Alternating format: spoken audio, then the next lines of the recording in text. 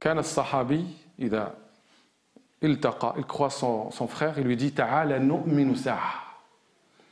Viens pour vivre un moment de foi. Ils se réunissent sur la lecture du Coran.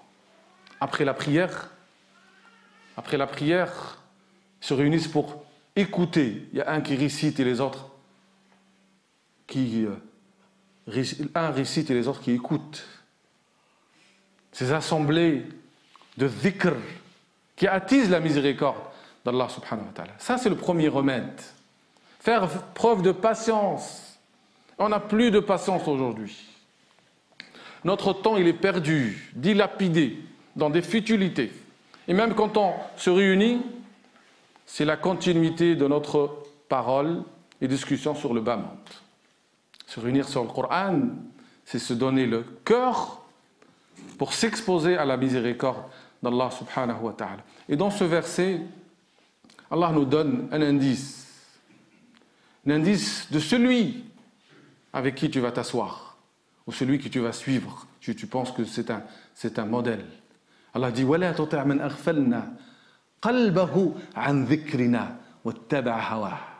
Deux personnes qu'il ne faut jamais prendre comme modèle. Celui qui suit, celui qui est insouciant, qui n'est pas dans le rappel, qui ne te rappelle pas Allah le jour dernier, et celui qui suit ses passions.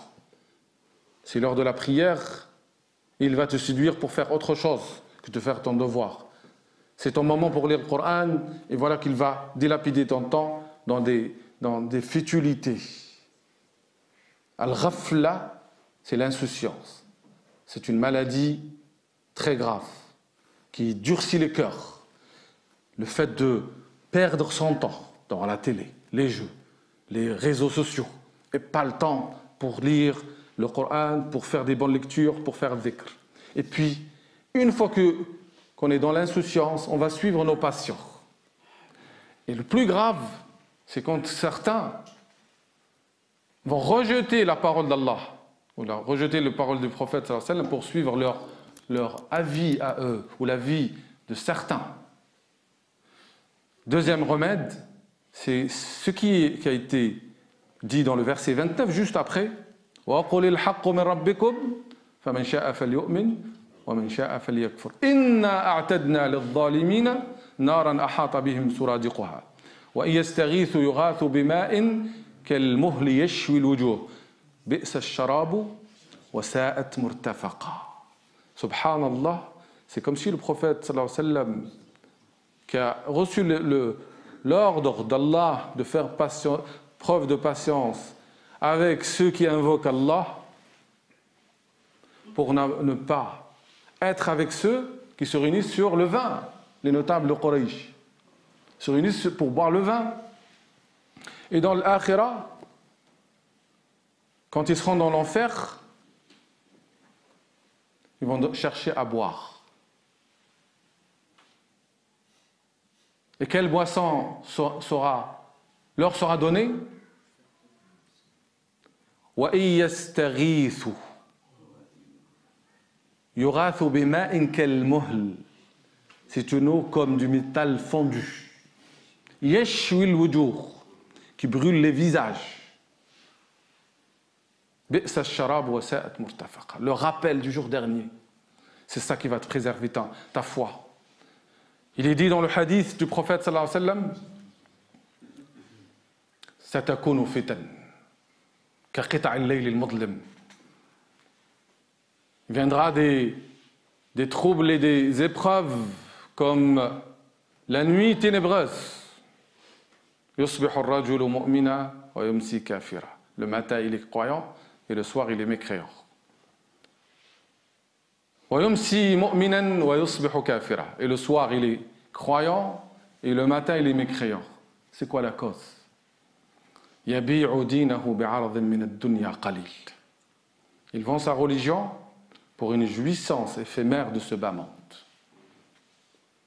C'est cet amour et cet attachement à dunya et cet oubli de l'akhira et de l'hisab et jannah ou nar qui fait que les gens sont capables de vendre leur religion pour un bien matériel.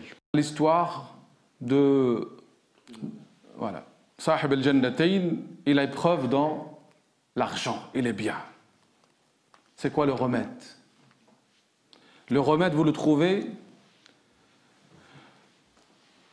dans le verset 45. Juste après cette histoire. Reprenez après la sourate et vous allez la lire avec cette grille de lecture. Vous avez une carte pour la lire, mais surtout pour en profiter. En profiter pour réformer son âme et purifier son cœur. Celui qui s'accroche à cet argent et à ce bien, il oublie que cette vie, elle est éphémère. Elle va périr. C'est notre foi. Kullu man alayha fan. Tout ce qui est sur terre va disparaître, est amené à périr.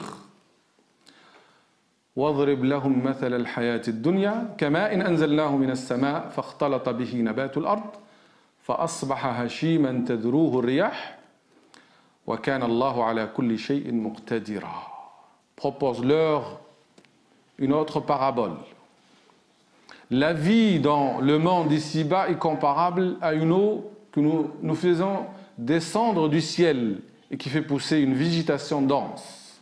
Mais très vite, celle-ci devient une poussière de champs vannés par les vents. En vérité, la puissance d'Allah s'étend sur toute chose. Vous voyez la vitesse avec laquelle passe le temps et la vie? On la voit à travers quoi? À travers les 4 saisons. L'eau tombe, arrose la terre, qui donne une belle végétation pendant le printemps.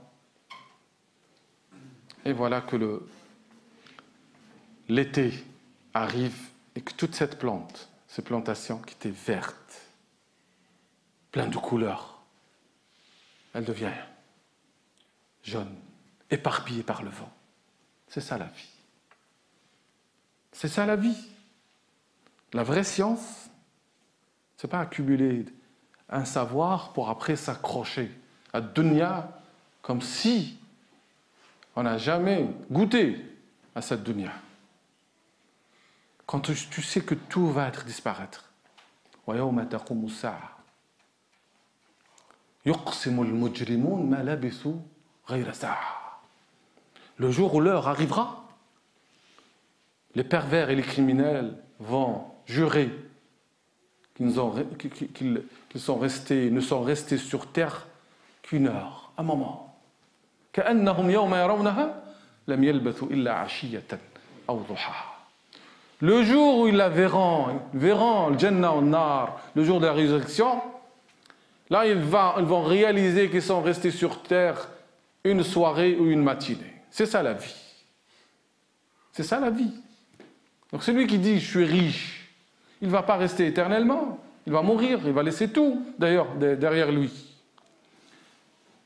Et c'est pour cela ça a été dit juste après. Al-mal wal banoun zinatul hayatid dunya. C'est dans le verset 46. Wal baqiyatu salihatu khayrun 'inda rabbika thawaban wa khayrun amala. Al-mal, la richesse, les biens, l'argent, wal banoun, les enfants, sont les ornements de la vie d'ici-bas. Alors que les œuvres pies ou les œuvres salutaires, les bonnes œuvres, perdurent et procurent la meilleure récompense auprès des seigneurs en offrant la meilleure espérance. À toi de choisir. Choisis ce qui reste et sois content et joyeux en faisant des bonnes œuvres. C'est ça qui va rester. Et ne sois pas triste quand tu perds quelque chose qui va disparaître. Et puis le rappel, Allah nous rappelle le jour dernier. À vous de lire après parce que je vois que le temps il est derrière nous, il nous pourchasse. Et je compte sur vous pour relire la sourate. Le 49 nous rappelle aussi le jour dernier. وَيَوْمَ نُسَيِّرُ الْجِبَالِ وَتَرَى الْأَرْضَ بَارِزَةً وَحَشَرْنَاهُمْ فَلَمْ نُغَادِرْ مِنْهُمْ أَحَدًا. Pourquoi il a été dit que le jour où nous mettrons les montagnes en branle, c'est-à-dire elles deviennent poussière, pour te dire que toute cette richesse, tu es content d'avoir un beau bâtiment, une maison, elle va devenir, si les montagnes, elles vont devenir poussière, que vont devenir nos maisons, les villes, rien. Et que la terre, elle va être nivelée, rien du tout. Aucune plante, aucune maison, tout va être disparaître. Quand tu sais ça, tu vas te dire, si j'ai l'argent, c'est le bien, je vais l'utiliser, je vais l'investir pour le trouver demain, et non pas pour se vanter devant les autres. Et ça, c'est un autre malheur. Maintenant, la science. Dans l'histoire de Moussa et Al-Khidr. Allah a voulu faire comprendre à Moussa que quelle que soit l'étendue du savoir qu'il a, quel que soit son statut, il y a un savoir qui échappe à son emprise.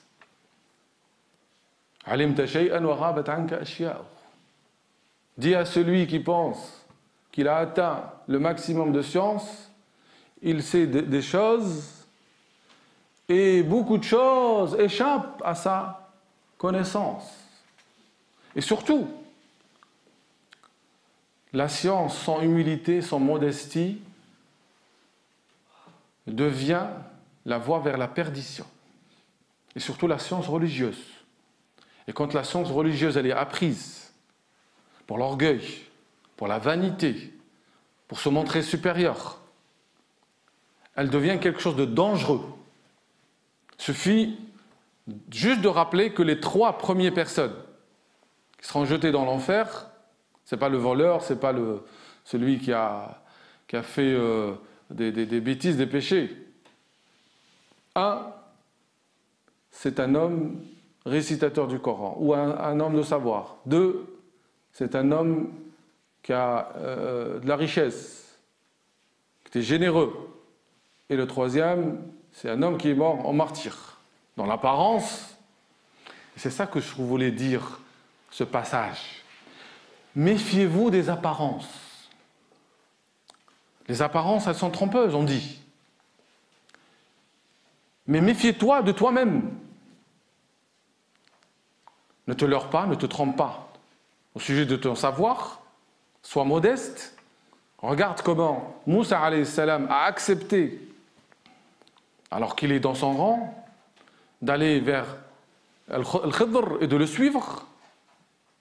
Et sache que la science elle-même, n'importe quelle science, elle ne peut être la source du salut que si la science te montre 2 choses. Ta réalité, toi, et la réalité de ce bas monde. Donc si la science que j'ai va gonfler mon ego, va exiger que les autres doivent me respecter, ça c'est une fausse science, c'est la science liée à dunya. Si la science que j'ai me fait oublier la valeur de ce bas monde, l'anéantissement de ce bas monde, la rapidité et la bassesse de ce bas monde, j'ai aucun savoir. Si tu suis quelqu'un qui pense qu'il a du savoir, alors qu'il est satisfait de lui-même, sachant que la satisfaction de soi-même, c'est la pire des vices. La science, plus on a le savoir, plus on est humble. C'est ça la morale de l'histoire. Bachir Ibrahimi, rahmatullah alayh, c'est le cofondateur de l'association des ulama en Algérie, un homme prodige, merveilleux, extraordinaire. À 14 ans, c'était déjà un enseignant, un maître. Il a remplacé son oncle. Il avait une mémoire phénoménale. C'est fait qu'il lit une page, il l'a appris. Une plume extraordinaire. Un homme maître dans la religion, imam dans la langue, respecté partout. À 14 ans, il était déjà un maître. Il enseignait, il avait des élèves. Et il dit à ce moment-là, j'ai découvert que je suis atteint par ce vice qui atteint toute personne qui commence à enseigner. C'est quoi? C'est la satisfaction de soi, c'est l'orgueil et la vanité. Et Allah il a fait qu'il va voyager en Médine pour suivre son père. Et c'est là où il a découvert qu'il y a d'autres savants, un autre savoir. et pour revenir plus humble. Quand quelqu'un prend le chemin de la science, il doit faire attention à l'orgueil, à la vanité, à la recherche de la satisfaction à travers la reconnaissance des autres. Ça, c'est un grave problème, grave maladie. Je ne m'étale pas, mais je pense qu'à travers cette histoire, vous allez approfondir à chaque fois ce point. Quatrième, le pouvoir. Le pouvoir. C'est quoi le remède? قال هذا رحمة من ربي. Dhul Qarnayn, devant toute cette puissance et les bonnes œuvres, ça c'est par la grâce de mon Seigneur. Classe. Si tu veux savoir que la science, comme le pouvoir qu'Allah t'a donné, c'est un bénéfice pour toi, c'est un bon signe, si tu reconnais la faveur d'Allah sur toi à chaque fois, c'est un bon signe. Si tu oublies la faveur d'Allah et tu regardes seulement tes compétences, ton intelligence, tu es perdu. Sulayman alayhi salam, quand il a demandé qui c'est qui va m'amener le trône de Saba, donc il y a un djinn, un ifrit de djinn qui a dit moi je le fais venir avant que tu te lèves. Celui qui a la connaissance du livre, il a dit moi je le fais venir avant que tu clignotes, que tu fais un clin d'œil. Quand il a vu ça, Sulayman aussi, c'est un autre exemple. Il a dit Hada min fadli Rabbi. Liyablouani. Ashkuru am akfur. Liyablouani. Pour m'éprouver. Ça, c'est par la grâce d'Allah. Il n'a pas dit c'est mon pouvoir. C'est moi le maître. Je fais ce que je veux. C'est grâce à mon intelligence. Ça, c'est par la grâce d'Allah pour m'éprouver. Est-ce que je suis reconnaissant ou ingrat? Il faut toujours faire le lien.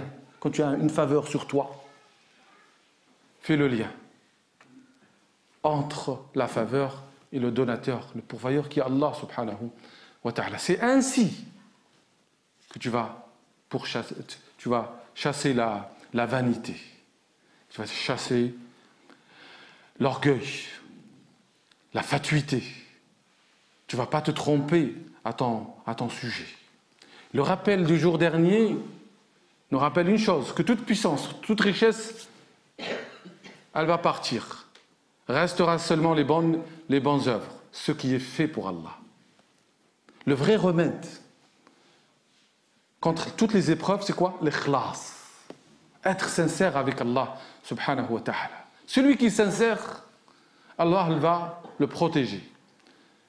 Saïd ibn Jubayr, il dit, j'ai rencontré un moine qui m'a dit, dans la fitna, on distingue celui qui adore Allah sincèrement et celui qui adore At-Tarout, tout ce qui adore Allah.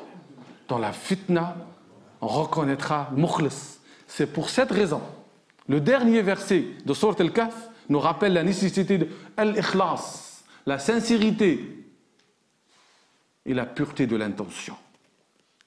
قل إنما أنا بشر مثلكم يوحى إلي أنما إلهكم إله واحد. Dis-leur, je ne suis qu'un mortel comme vous. Il m'est révélé que votre Dieu est un Dieu unique. Ça, c'est le message principal du Coran. فمن كان يرجو لقاء ربه فليعمل عملا صالحا ولا يشرك بعبادة ربه أحدا. Que quiconque espère la rencontre de son maître, c'est-à-dire de son Seigneur, accomplisse de bonnes œuvres et n'associe personne au culte de son Seigneur. Conformité à la sunna et sincérité et pureté de l'intention. C'est la voie du salut. Sinon, on est comme ceux qui ont été évoqués dans le verset 103.